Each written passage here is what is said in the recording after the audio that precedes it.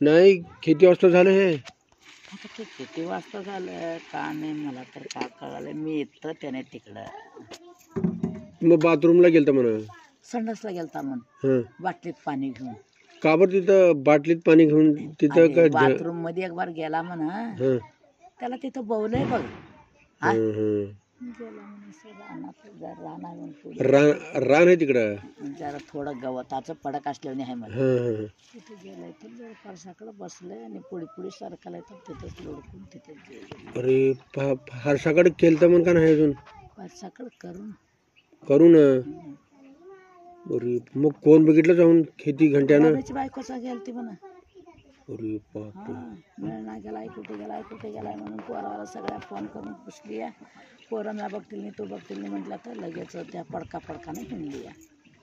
मग पांढरं अंगेली लेवल्याला पडलं तर म्हणा गेल्या जवळ. मग लगेच चन्याला फोन केले म्हणा. चन्या डॉक्टर आणला म्हणा. आणून सनी काही तर काय बी नाही आता घेऊन जावा घरला म्हटलं म्हणा. झालं आणल्यात घरला. मग इथं केव्हा घेऊन आले?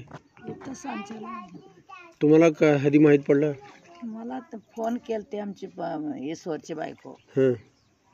आत्या आणि का बाबू मामा निजल्यात म्हणा दवाखाना नेल्यात की काय की म्हटली. मग तिथून महागून आणि घंट्यानंतर काय म्हटले मेला म्हण मामा म्हटली. अरे बापरे. कुणाचं दूध नाही, कुणाचं पाणी नाही, काय नाही, काय बी नाही. रानातच किती तेच पाणी विणी घालायची कुणाची अवकात नसल. लय भारी माणूस होता ते. कुणाच्या दैवातच नाही. ते लय पुण्य माणूस होता. कुणाची घ्यायची अवकात नव्हती त्यांची.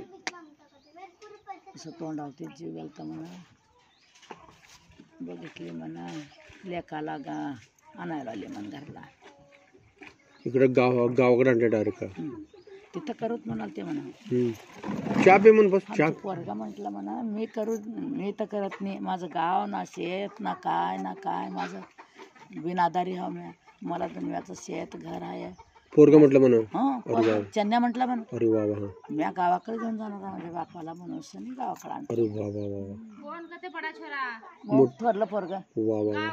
हा मला म्हटलं स्वतः आता तिथं करा म्हणाल ते मी करू देत नाही म्हटलं. माझ्या बापाला माझ्या शेताला माझ्या घरला घेऊन जातो म्हणून आणला म्हटलं.